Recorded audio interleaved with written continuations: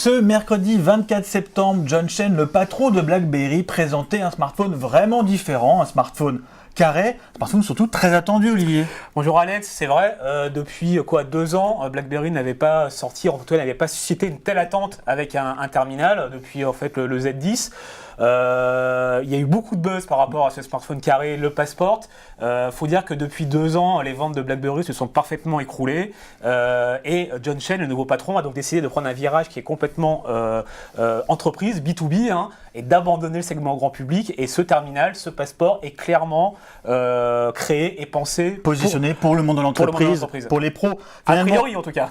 Alors ça, on va en discuter. Ouais. C'est au bord du gouffre que BlackBerry se montre le plus innovant. On connaît évidemment le form factor qui règne sur le smartphone, un monolithe tactile, c'est que du tactile. Rectangulaire. Le rectangulaire, les amateurs du clavier physique sont un petit peu abandonnés par les autres fabricants. Et bien BlackBerry justement veut en profiter, il veut s'engouffrer sur ce segment, entre 5 et 10% de part de marché selon les pays, avec une machine effectivement très originale, très intrigante, très différenciante, on peut le dire. Différenciante, quand on a un BlackBerry Passport entre les mains ou qu'on le compare avec un iPhone ou avec un Android classique, on voit tout de suite la différence, ça saute aux yeux.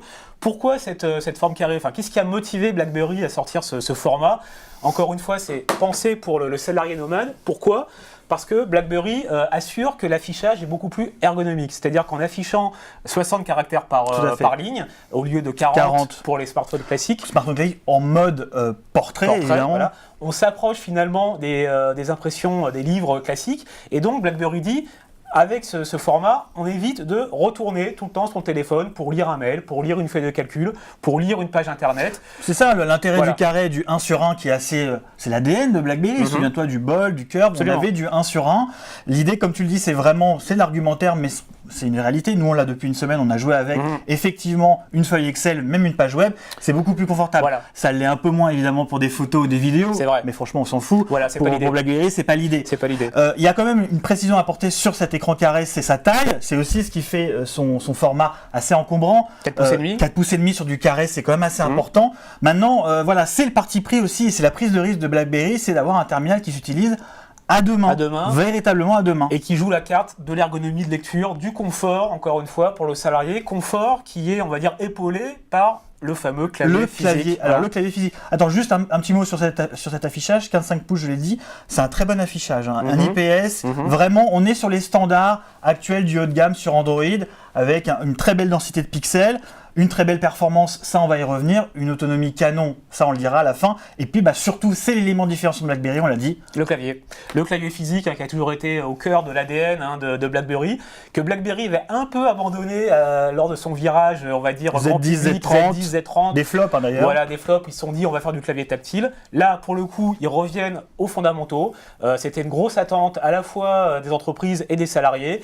Là, ils nous sortent encore une fois un clavier physique très très bon, mais un clavier physique qui n'est pas seulement physique. Voilà. Il est également tactile, c'est ça la nouveauté, c'est que c'est un touchpad. C'est un clavier qui se matérialise, qui est tactile et qui permet de scroller sur une page web, permet de sélectionner, tu sais, dans le champ de saisie, tu es obligé de passer ton doigt pour sélectionner quand tu as fait une erreur, et bien là, tu vas utiliser ce touchpad comme sur un ordinateur pour sélectionner précisément les éléments à supprimer. Et le mot précis est très important, c'est beaucoup plus précis, beaucoup plus ergonomique, on l'a testé à l'usage, c'est beaucoup plus ergonomique que faire une sélection de texte, par exemple, sur un écran tactile avec ses doigts, où on rate toujours ce qu'on veut sélectionner, où il faut s'y reprendre 2-3 fois. Là, avec le clavier, c'est vrai que les textes et sélections sont beaucoup plus aisés et c'est un gain de temps assez important quand même. C'est pour parler aux pros. Efficacité, c'est efficace. Il n'y a pas de problème là-dessus. Cet écran avec ce clavier qui en plus va utiliser le fabuleux outil de saisie prédictif de BlackBerry, qui était d'ailleurs pompé par pas mal de marques en face. Voilà, il est toujours là cet outil-là. Outil prédictif, donc on rappelle le principe, c'est-à-dire qu'au fur et à mesure qu'on tape des mots ou des phrases, d'autres mots apparaissent sur le clavier, enfin sur l'écran. Il suffit de faire un petit geste vers le haut pour que le mot soit sélectionné et le système apprend avec l'utilisateur. C'est ça la force. Et au bout d'un moment, propose des mots qu'on utilise très souvent. Donc là, encore une fois, gain de temps. Après, un petit apprentissage quand même. Oui, il y a un coup à prendre. Mais gain de temps. Voilà, petite nouveauté aussi, c'est important parce que c'est ce passeport qui l'amène, c'est la reconnaissance vocale, Olivier. Bon là, BlackBerry suit un peu la tendance du marché, Cortana, Siri et compagnie. Exactement.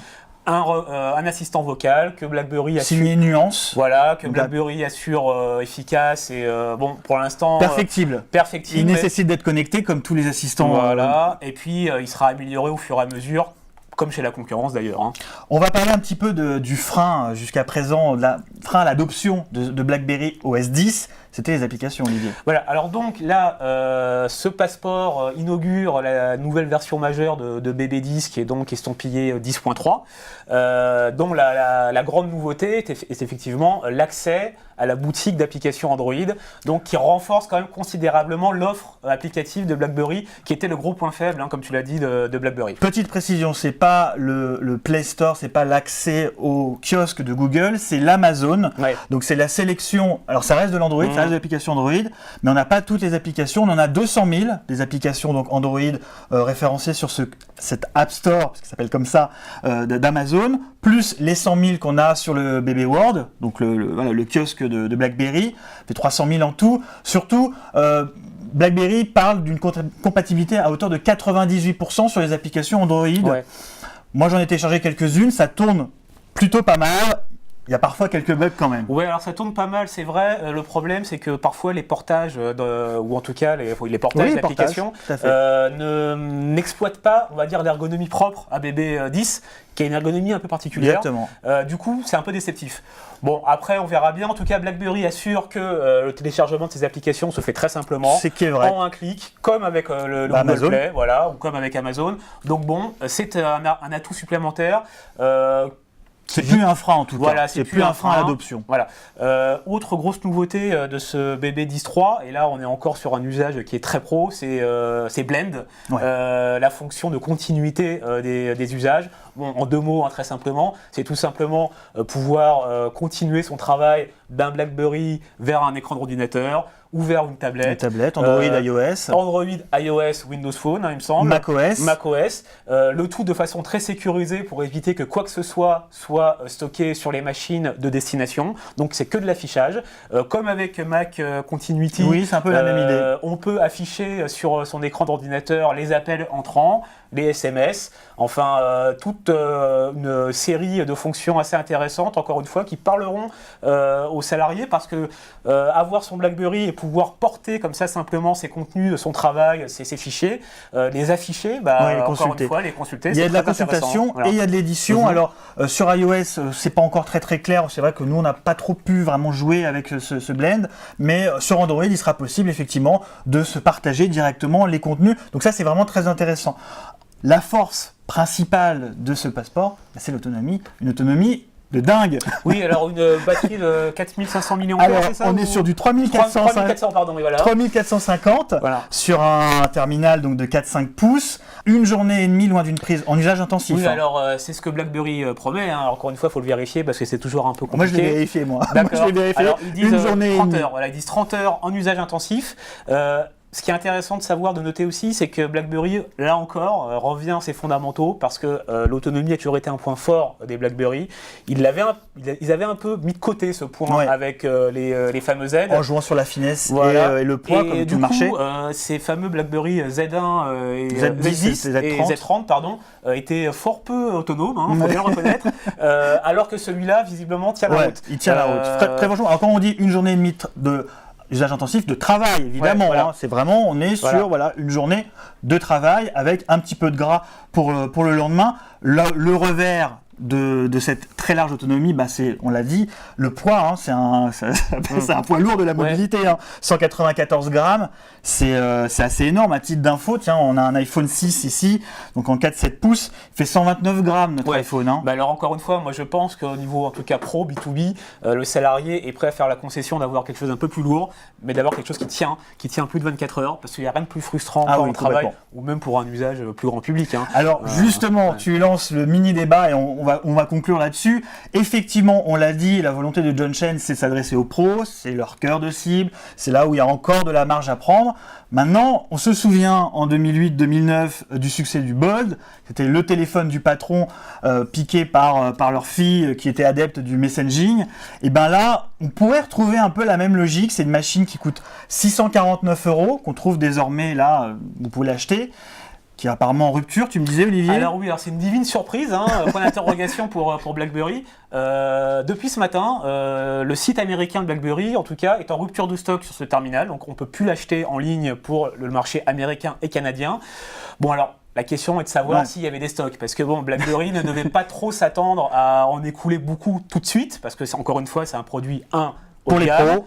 Pour les pros, quand même assez de cher. La niche. Voilà, même s'il est moins cher qu'un iPhone tout 6, il reste cher. Ils ne s'attendaient pas à ce succès. On ne croit pas, pour l'instant, les opérateurs n'ont pas l'air de vouloir le référencer en tant qu'appareil avec forfait. Donc, visiblement, il y a un effet de surprise, il y a une attente assez forte, il y a eu des ventes. Est-ce que les stocks étaient à la hauteur? Moi, je ne pense pas. Non. Mais en tout cas, peut-être. Il y a une attente, il y a du buzz, il y a quelque chose sur ce produit qu'on a dit, il est différent. Voilà, il suffit de le mettre côte-côte avec un iPhone 6 pour se rendre compte qu'on est vraiment sur deux machines. Voilà, là on a le monolithe tactile, qui ressemble à tout, il n'y a rien. C'est le form factor identique, et là on est sur quelque chose de vraiment différent. C'est pas une phablette, c'est pas un smartphone 4-5 pouces. Moi, il y a quelque chose qui est, voilà, c'est un signe pour moi, c'est le temple de la branchouille parisienne Colette qui référence ce BlackBerry Passport. Ils le vendent quand même 950 €. Ils se font plaisir. Parce que c'est cher, donc c'est bien. Voilà. Bon, il y a quand même quelque chose autour de ce produit qui, encore une fois, moi je l'ai depuis une semaine, je l'ai montré à pas mal de monde autour de moi. Il suscite de l'interrogation, il suscite de la surprise. Tiens, qu'est-ce que c'est? Bah voilà, on parle souvent à tort de différenciants. Donc je dirais que BlackBerry n'est pas à l'abri d'un succès grand public, hein. Même si c'est pas ce qu'ils visaient au départ. Ils sont pas à l'abri d'un succès grand public. C'est une bonne nouvelle pour eux qu'il y ait autant de buzz autour de ce terminal, parce qu'encore une fois, ça faisait bien longtemps qu'on n'avait pas parlé de BlackBerry de cette façon. Le seul point négatif que je vois pour l'instant par rapport à tout ça, et j'en terminerai là-dessus, c'est que DIS 3, qui est intégré dans ce passeport, visiblement restera exclusif pendant un certain temps à ce terminal. Et les gens, enfin en tout cas les propriétaires de BlackBerry BB10, les 10 propriétaires français, pour l'instant n'auront pas le droit à ces features, c'est un peu dommage. En même temps, c'est une stratégie aussi de valorisation du dernier produit. Exactement. Bon, ça peut aussi se comprendre. Oui, et puis ça évoluera, je pense, avec le temps. Mais en tout cas, voilà, je dirais bravo BlackBerry pour se remettre un peu dans la course avec ce terminal. Un peu de fraîcheur sur le segment smartphone qui en avait besoin. C'était Alexandre Billot et Olivier Sportiche. Merci. Merci à vous. À bientôt. Ce mercredi 24 septembre, John Chen, le patron de BlackBerry, présentait un smartphone vraiment différent, un smartphone carré, un smartphone surtout très attendu, Olivier. Bonjour Alex, c'est vrai, depuis 2 ans, BlackBerry n'avait pas sorti, en tout cas n'avait pas suscité une telle attente avec un terminal, depuis en fait le Z10. Il y a eu beaucoup de buzz par rapport à ce smartphone carré, le Passport. Faut dire que depuis 2 ans, les ventes de BlackBerry se sont parfaitement écroulées et John Chen, le nouveau patron, a donc décidé de prendre un virage qui est complètement entreprise, B2B, hein, et d'abandonner le segment grand public. Et ce terminal, ce Passport, est clairement créé et pensé, positionné pour le monde de l'entreprise, pour les pros. A priori en tout cas.